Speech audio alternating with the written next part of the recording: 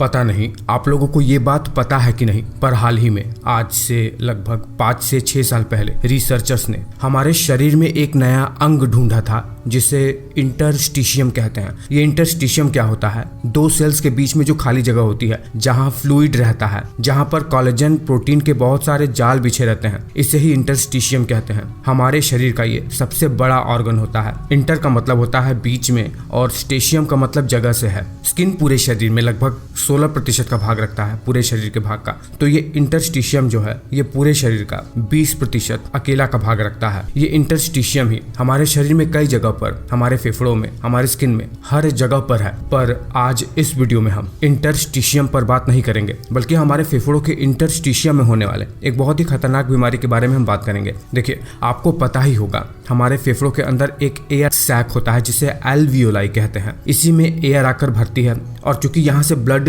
Capillaries भी जुड़ी रहती हैं, यहीं से ऑक्सीजन पास होकर ब्लड में मिलकर शरीर भर में फैलता है। आप ध्यान दिए होंगे तो पाएंगे कि इन एल्वियोलाई से लगा हुआ जो ब्लड कैपिलरी है, इसके बीच में एक बहुत ही छोटा सा स्पेस होता है, बहुत ही थोड़ा सा। इसे ही इंटरस्टिशियम कहते हैं। जैसा कि मैंने अभी आपको बताया है, इंटर का मतलब बीच में है और स्टेशियम का मतलब स्पेस से है। कहने का मतलब यह है कि एल्वियोलाई और उससे लगे कैपिलरी के बीच में जो स्पेस है वही इंटरस्टिशियम है। अब देखिए, अगर किसी कारण से हमारे ये जो एल्वियोलाई है उसमें घाव बनना शुरू हो जाए, और ये घाव किन कारणों से बनता है चलिए पहले ये जान लेते हैं। अगर आप बहुत ज्यादा प्रदूषित माहौल में रहते हो, जहां पर आपके फेफड़ों के अंदर बहुत सारे coal dust, silica, crystallized molecule जा रहे हैं, बहुत ही प्रदूषित माहौल में, तो ये सब आपके फेफड़ों के अंदर जाएगा। या फिर अगर आपको बहुत ही सीवियर इन्फेक्शन हो गया हो, कोई वायरल इन्फेक्शन जैसे आपको कोरोना हो गया हो, और भी कई सारे मेडिकल कारणों से अगर आपका एल्वियोलाई डैमेज होना शुरू हो गया है, तो फिर क्या होगा? देखिए, सबसे पहले तो जैसे ही ये एल्वियोलाई डैमेज होना शुरू होगा, उसको रिपेयर करने के लिए शरीर का रिपेयर सिस्टम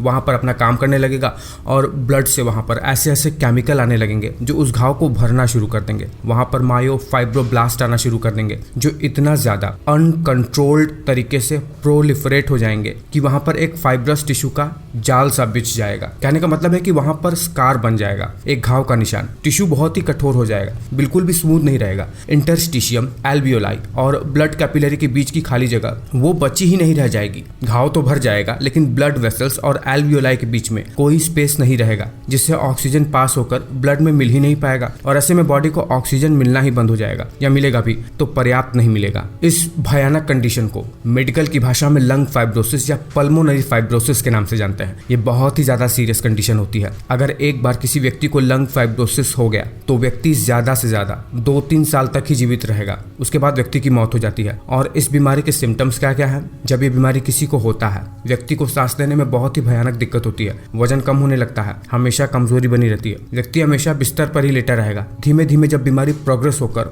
बहुत ही विकराल रूप ले लेती है, तब सीवियर कंडीशन में व्यक्ति की जो उंगलियां हैं वो फूलकर सूज जाती हैं, जिसे क्लबिंग कहते हैं, और ये बहुत खतरनाक है। इसका कहीं कोई इलाज नहीं है, इसको केवल मैनेज किया जा सकता है। एक बार हुआ तो मृत्यु निश्चित है। मैं उम्मीद कर रहा हूँ कि कम से कम शब्दों में मैं आपको लंग फाइब्रोसिस बता पाने में सक्षम हो पाया हूँ।